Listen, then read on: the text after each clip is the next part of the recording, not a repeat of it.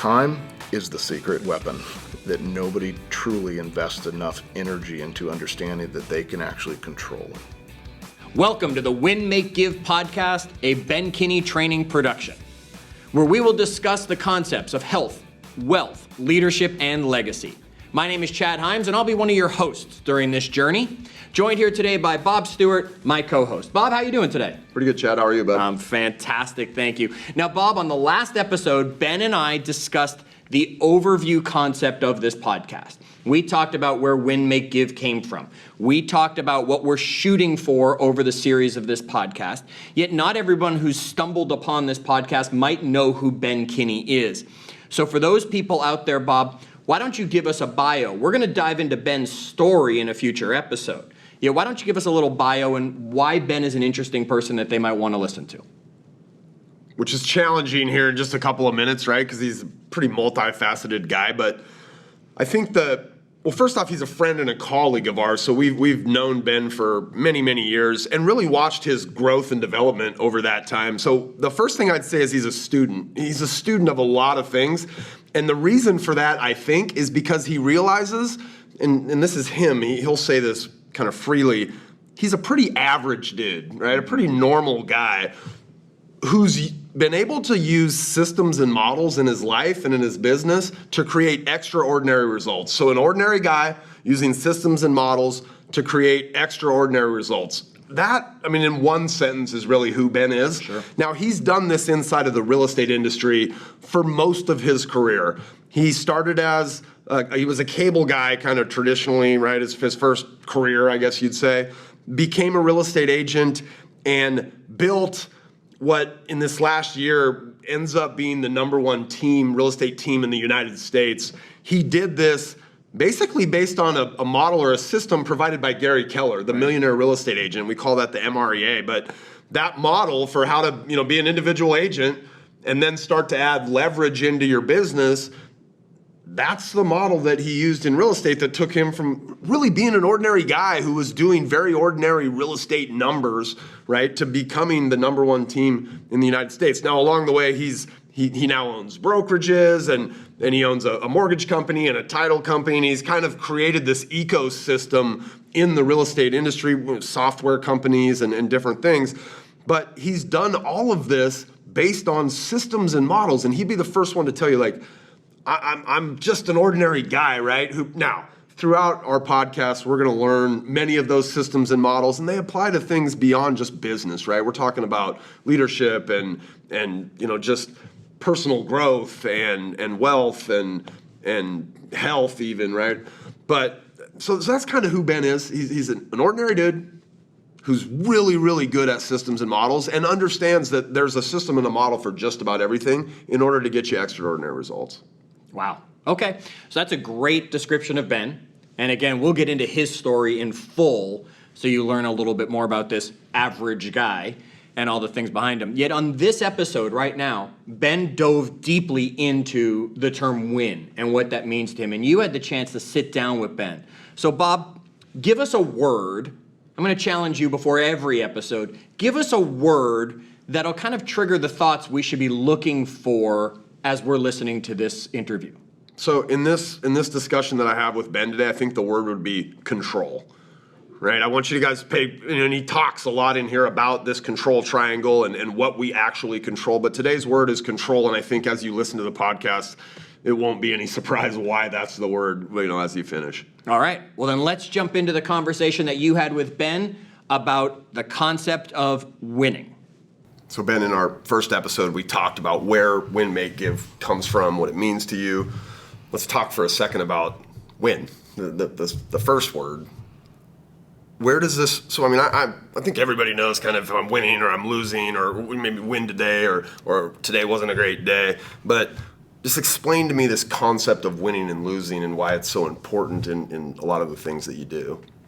We want to live up to our potential. We want to become the person that our dreams require. And I've gone through periods of my life, Bob, when I felt like I was winning and when I felt like I was losing. In fact, I'll even use the words that I could say that I could tell there's a time that I was being a loser and I can tell the times when I was being a winner. This came to me quite a few years ago. I had what I consider to be the worst year of my life. So bunch of losing. A bunch of losing. I had a partnership dissolved, which cost me a bunch of money. I had an employee who was close to me and somebody I care about embezzle a bunch of money, which happened to, I found him doing that on the day I buried my mom, who passed away from years of drug and alcohol abuse. My girlfriend had a boyfriend. It was Not you.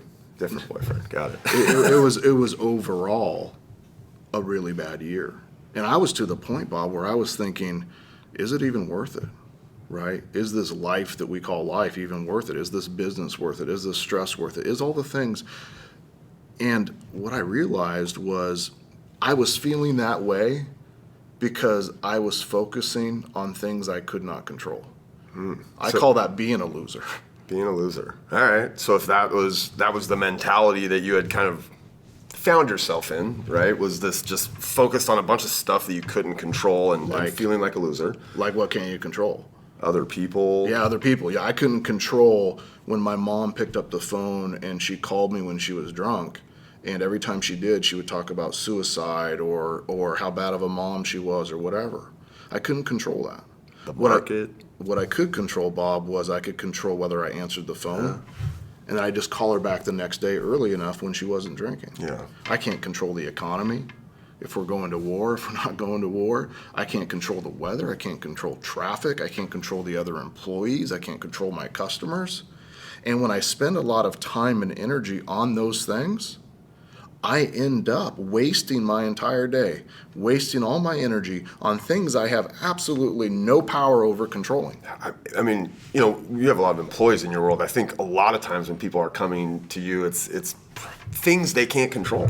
I mean, a lot of people get obsessed around these things we can't control. Yeah, they spend their whole time venting and complaining and ruining their life around a relationship because they can't change that person, or around the economy, or these big macro issues that are actually not changeable. So I was in this, I call it a rut. I was in a bad spot mentally, personally. It wasn't good. So what did you do? I came up with a plan. I came up with a model. I was literally sitting down with a piece of paper and a Sharpie. And a piece of pizza. And probably some ice cream and a cheeseburger, right? And I said, what are the things that I actually control in my life? If I only started focusing on the things I can control, what would that be? And I made a list, and I came up with how I think, how I use my time, who I'm around, how I use my money, right? And that was the base.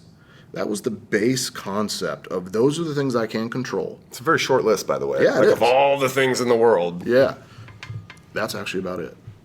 Right? When it comes down to it, those are the things that I have impact over. So if I focus on that, maybe something will change. It's funny because you talk a lot in your world about like simplifying things, just keeping things. This is a very simple concept around what I control. Yeah. It's in the shape of a triangle, right? And the triangle is supported by the foundation word, control. Because I want to remind myself that winners focus on things they can control and losers focus on things they can't. And I've been both. Let's reiterate that. There isn't winners and losers in the world, but there's definitely times when we're being a loser, and there's definitely a time when we're being a winner. So as we look at this triangle, like, where do you start? I don't start with money, right? Woo! Everybody wants, but where do you start as you kind of explain this thing, and why do you maybe start there?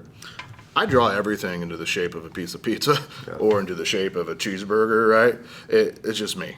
I like shapes. I like to simplify things. I like to put them in drawings. But the powerful thing about a triangle is supported by its what? Its base. Its base. That's what determines its height, right? When you have a very small base and a really tall, it becomes unstable and it falls apart. You see businesses that are built on a small foundation. You even see homes that they're built and they add more and more, right? The Leaning Tower of Pisa, so to speak. So what I do is I figured out, well, what's the first thing? And what's the most important thing that I could actually control? And what I came up with is how I think. So so how you think. And these things, kind of the way they're laid out here, they build on each other, right? So you can't really get to these other ones until you expand how you think? Or like talk for a little bit about that concept of like just think and why that's something I can control and maybe what I can do to control that. Yeah, somebody said once that success is sequential, which means I can't work on higher up in the triangle until I master my thoughts, right? Our thoughts are, what do I think is possible? Do I think it's actually possible for me to do it? If I don't, I'm not going to try very hard, right? If you know you're not going to win or you can't finish the race, you're going to probably start walking. But if you knew it was possible, would you push yourself a little further, right? I'd play this game with myself sometimes when I'm hiking or in the woods where I'll say, 100 more steps. And once I do 100, I say, only 100 more steps, right? Because I can visualize that. I start thinking and controlling my thoughts. And controlling your thoughts is one of the most important things that you can control. How do you develop that a little bit? I'm very careful about what goes in my brain, right? I'm very careful about who I'm around. So you're not watching a bunch of Beverly Hills Housewives? Or I'm very careful that I don't watch anything scary because, one, I'm a big sissy. But I don't like negative stuff coming in.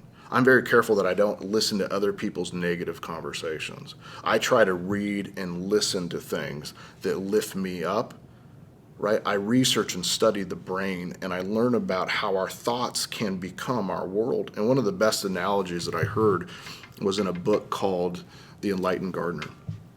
And The Enlightened Gardener, not the revisited one, the first one, they said that if you were to take a bucket and you were to fill that bucket with water, what shape would that water be in? shape of the bucket. Shape of the bucket. Now, imagine in your life, your thoughts, how you think. It's not the water, it's the bucket.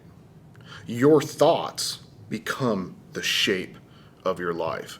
And when you don't control your thoughts, right, or if your thoughts are in the wrong place, that becomes your reality. That becomes the self-fulfilling prophecy, right? When you think everything's going to go wrong, or everything's going to fail, This you're always always going to have happens money to me, problems, and- or nobody's going to love me, or what, or I don't trust this person, or whatever those things might be, those thoughts become the bucket, not the water. Your life becomes the water. So we have to be careful about what we think, what we learn, what's coming in all the time, and we have to get real clear that it's the number one priority, controlling our mindset. Our mindset is dictated by our energy level. You ever had if you're sick or you had a really rough night or you fought with your spouse or something and you come to work the next day, you're not in a good mindset. Yeah. Right? You gotta clear it. You gotta go exercise. You gotta listen to some good music, right? Or you gotta do something to just break that thought process, because those thoughts will follow you into your next day. I bet in subsequent podcasts we'll dissect this a little bit more. That would be my guess, right? I spent more time reading about my mindset and thoughts in the brain than almost anything else in my life. It's the base. Yeah, and it's the number one thing that holds me back, Bob. My thoughts, right? My mindset, what I think is possible is going to determine the height of my life or the height of my triangle. Now, let's say we're able to master our thoughts, and we put a lot of effort into thinking about this and researching this and controlling the knowledge that we have, and we make it a priority. Like, I try to read for 15 minutes 2 to 3 times a day, and I do it on Audible or handheld. At the end of the year, that equated to almost 100 books for me last year. And I had never read before, Bob. I wasn't a reader. I was mostly dyslexic as a kid and stutterer, right? Reading's always been hard for me. So I had to find a way to do it, because I knew that people were going to follow me to the extent of my knowledge and to the extent I could give back to them. Well, once I did that, once I started controlling my thoughts, I realized that I could move up the triangle and start controlling the next level up. So let's talk about that next level. You know, we talk about time. We all have the same amount of it, right? So this idea that you control your time, and I think a lot of people get spun out here, right? I'm so busy, or talk about, just dive into time. You know, how do you keep control of your time? Why is it so important? Dive in on that one. It's the thing that equalizes all humans, because we all have the same amount of days, the same amount of hours, right? But isn't it weird how some people seem to get so much more done? This one person can sell 10 times the amount of widgets, or write 10 times as many pages, or create 10 times the amount of videos, or build 10 times the amount of rows on a roof, right? Sell 10 times as many anything. Anything, right? It's always, yeah. Some people have the ability to use time at a higher level. And it's because they've understood that time is something that they control. People that are busy but not productive, they end up living a world where other people dictate how they use their time. Steve Jobs said innovation is saying no to 1,000 things. 1,000 things. Gary Keller and Jay Papasan in the One Thing book, they said every yes must be validated by 1,000 no's. 1,000 times somebody tried to grab my time. Yeah. And I said, no, I control my time. 2, Jay and Gary 2, Steve Jobs, right? 3.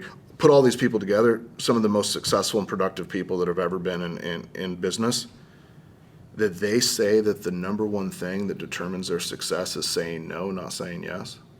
When you feel like you're struggling in your world, you don't have enough time for things or whatever, that this actual secret to changing your trajectory is saying no. Yeah, it's counterintuitive. It is. It is. But it's the secret. What people don't understand is they don't understand finite resources.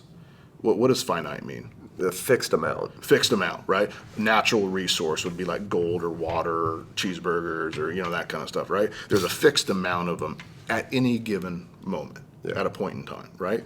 But in our world, we also have finite resources. We have a fixed amount of time. Because you have a fixed amount of time, there's this concept that I call finite resources related to time that says if you give to one, you must take from another. So when somebody says, do you have a minute?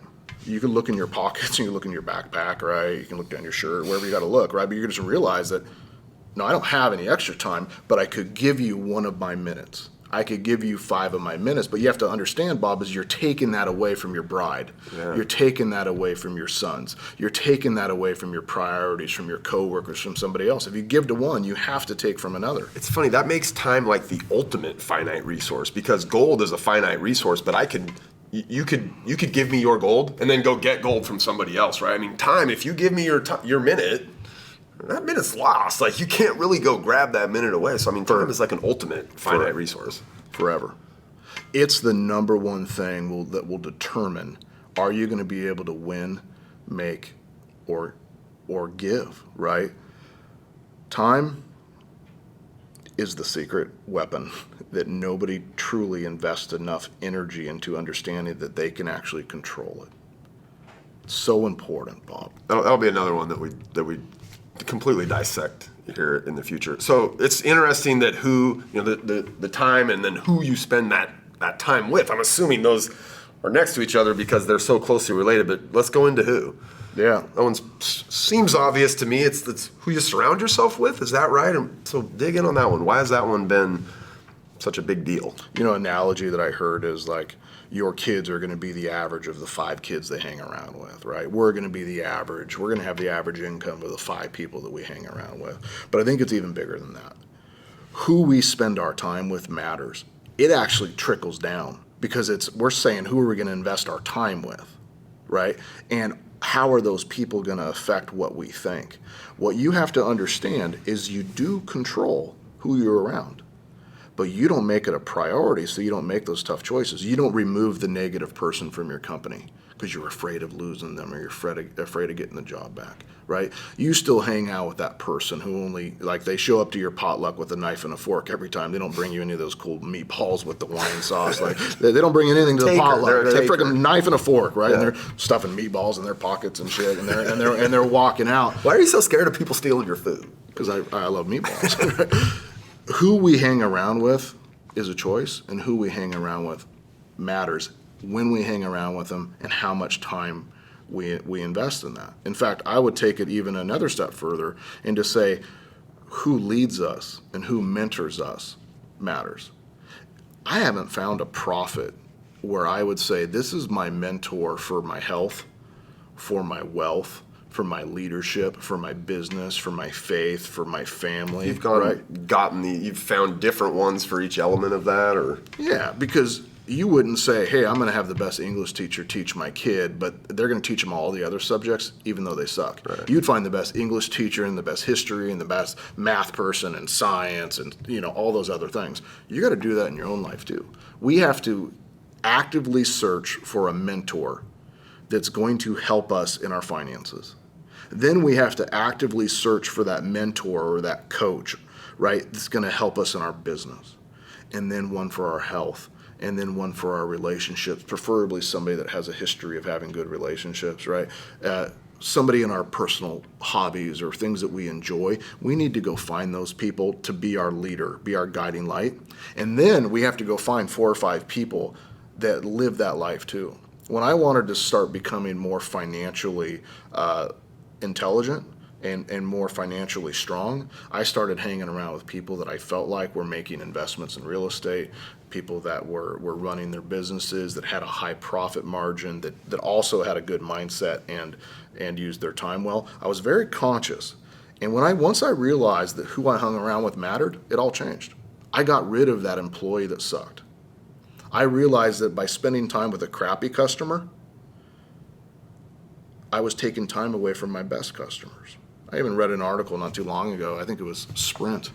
They got rid of the bottom 20% of customers that had took the most amount of their support time, the most amount of their 1-800 calls, and all had the most amount of tech problems. They just sent them a letter and said, hey, unfortunately, we feel like we can't provide the level of service that you need. Got rid of those people because they were taking up 80% of the time of their call centers. And they were able to get 80% of their time back that they could pour into the other 80% of customers that were, in general, happy all the time. Yeah, make them happier. Yeah. Who your customers are, Bob, who your employees are, who your boss is, who you hang around with, right? How your family impacts you. And we build walls around ourselves to allow people in at certain times, right?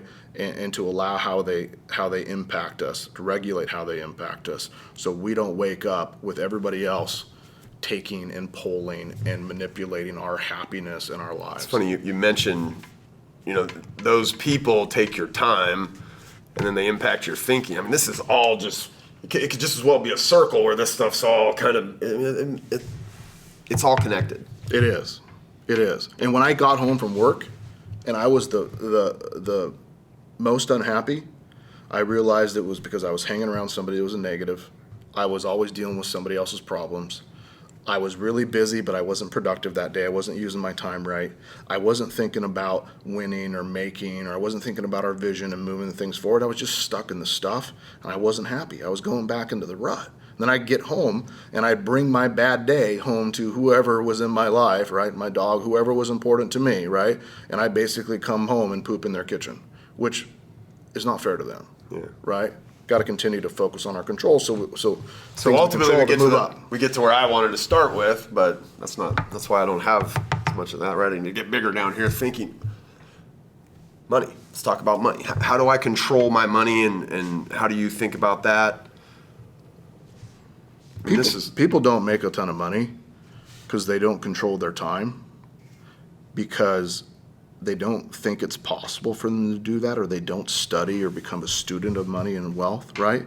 Or they're hanging around with people where they're trying to compete with these people, right? They're making their lifestyle so important that they have no freedom because they overspend, they're living above their means, right? You have to understand that you can control your money, that you can live on less, that you can invest a certain amount of it.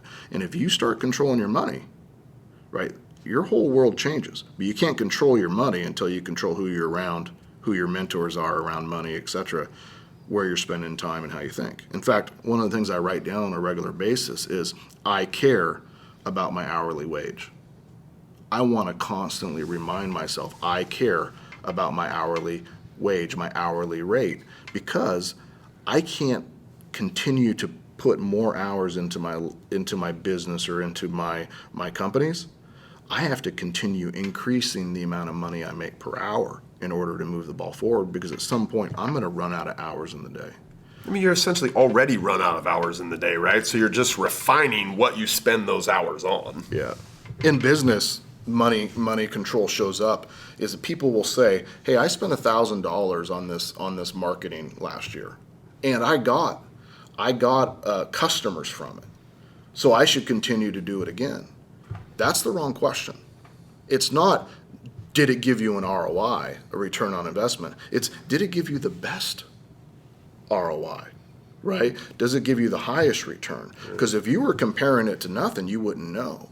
But if you said, hey, I spent $1,000 and it made me $2,000, should I continue to do that? I would say, how many of those $1,000 do you have? Because if you put that $1,000 over here and you got $4,000, don't you think you should just do more of that instead of that thing? Yeah, that $1,000 that you spent that got you $2,000, maybe it cost you 100 hours. You could have spent that $1,000 over here and got you $2,000, and it cost you 20 hours. I mean, so there's lots of you're always looking at this stuff with all of these angles, right? Yeah. When you understand that you can control your money, the value of your business increases, your contributions to a company, if you have a job, increases, right? Your personal life increases, your finances, your retirement, everything Your health, improves. you buy better food. Yeah, everything does. But if you can't master money, if you can't become a student of money, you're constantly going to be stressed. You're constantly going to be mowing your own lawn because you can't afford to pay somebody else to it, right? You're constantly going to be hanging around with other people that have money problems. You got to change all four of these. Now, Bob, what happens when you change all four? It grows. Yeah, look at the arrow. Where's the arrow point It towards? goes back to the beginning. It points towards the base.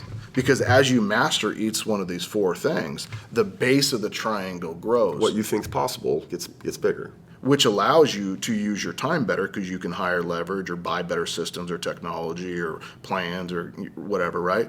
Which allows you to get into a different room, right? A different room of people that are at now your new level, your new struggles, right? And you can afford a different coach, or you can come to different events and classes, you can buy more books, right? You're able to be at a different role, and all of a sudden you're making more money. And as you make more money and you don't just waste it on the bigger house or the bigger thing, you learn to manage that money. It happens again, and the base grows. And then you look around, and that guy that was just like you 5 or 6 years ago, and you weren't doing these things. You were focusing on how bad your boss sucks and how bad your life sucks and how bad the traffic is and the economy, and you're coming up with all these things to focus on, right? And you're just an unhappy sap, right?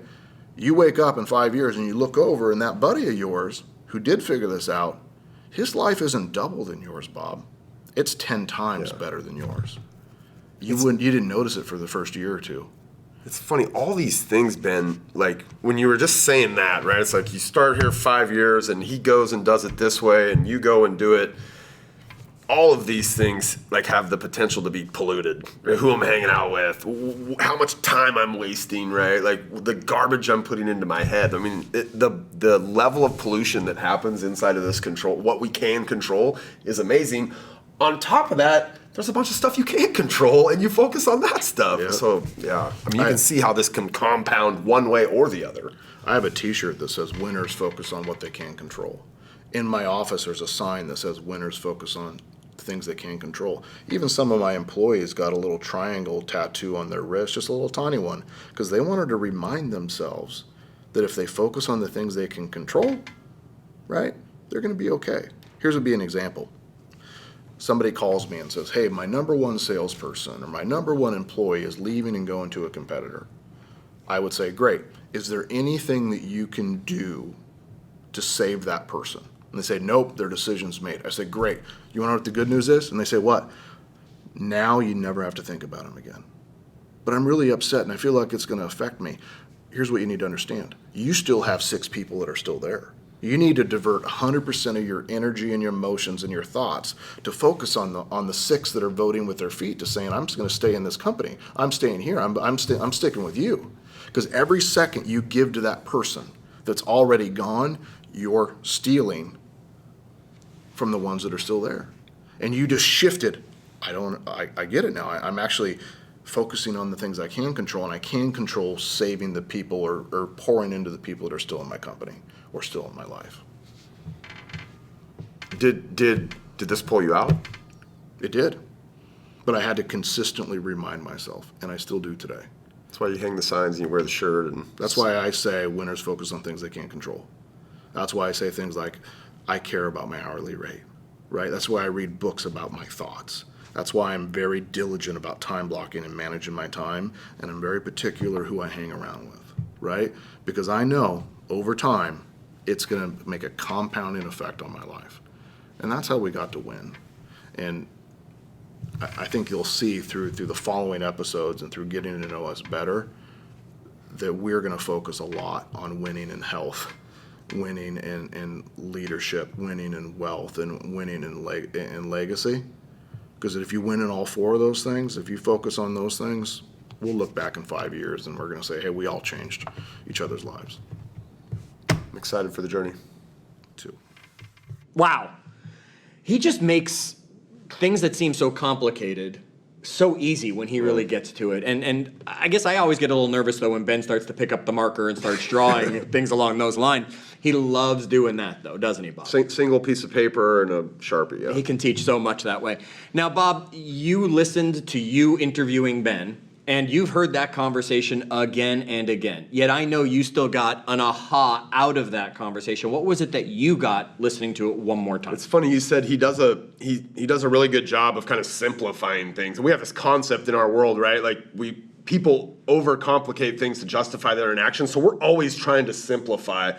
And when you think about control, right, bringing it, like boiling it down to these kind of couple key elements.